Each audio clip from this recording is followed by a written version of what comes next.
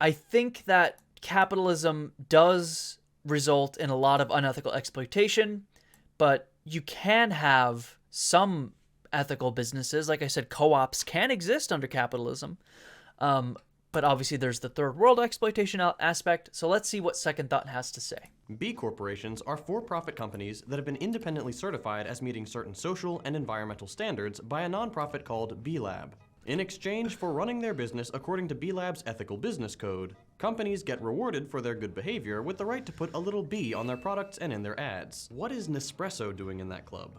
Nestle... Yeah, isn't Nespresso Nestle's like coffee company? By letting Nestle have your little B symbol, you have completely eroded all of your credibility. Like, there's no reason why Nestle or even a Nestle subsidiary should have that. Like, that's absurd.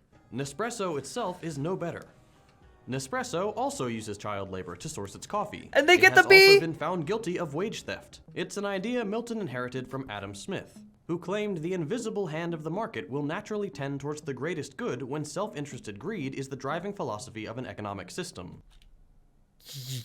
Yeah, that's a fucking hard disagree for me, man. Without public regulation and, like, in our case, government regulation, no, the market will tend toward exploitation. Without government regulation, you will get someone earlier in the chat, you will get no weekends, 7-day work weeks, 15-hour work days, child labor. That's what the invisible hand of the market gets you without regulation. The rich, in spite of their natural selfishness and rapacity, without intending it, without knowing it, advance the interest of the society. That is the most brain dead quote I've ever heard. I love that he, like, cut out this guy's head, revealing his lack of brain, because, like, oh my lord, that is a, oh god, I have, like, no words to describe this. Left to their own devices, businesses absolutely do not do the right thing. Yes. And I can oh god, yes. Left to their own devices, i.e. without regulation. prove that just by saying the words microplastics, pee bottles, and sweatshop.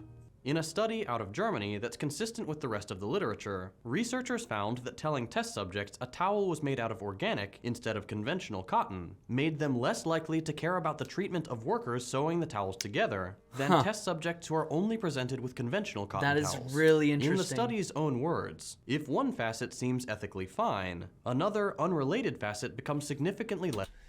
Oh my god, dude, humans, we're just... oh man, we're not like biologically built for this. Like, we're too easy to manipulate. We're too easy to lie to. It's almost always cheaper to do things the unethical way. And that gets reflected Almost in a business's always. profit. Literally always. Like, where's the that almost? I want to know what exceptions he's talking about. Businesses have to make a decision. Either they stay uncompromising in their ethics and run their business into the ground, or they get bought up by a more profitable, less scrupulous competitor, or they become less scrupulous themselves and abandon whatever it was they were doing right. No matter what businesses choose, things get worse. Some companies might make it out of that scramble. So yeah, the answer is the profit motive is an issue. As long as there is an incentive for profit, exploitation will occur. Yeah, Under a true. capitalist system, you cannot be unprofitable. And that will always take precedence over any concern for social and environmental justice. Because if it doesn't, it's Chapter 11 time. It's a very good point. That is a very good point. Join a socialist organization. Unionize your workplace. Educate yourself, your friends, your coworkers. Without class consciousness and class solidarity, we do not have the power to force change. All we can do is grovel. Yeah, I don't think unionizing workplaces is enough, though. And I'm sure he would agree. Unionizing your workplace is obviously incredibly important in regard to making, like, people in that company have a good, fulfilling, job that pays well and has good benefits. But in regard to, like, ending global exploitation, simply unionizing your workplace isn't enough. We have to move away from this system of profit entirely which I'm sure, again, he would agree with. While there's still a profit motive, the potential for exploitation will always be there. No business, however ethical they claim to be, will ever act in the interest of the working class. We have to do that ourselves. Agreed. I absolutely do agree with that.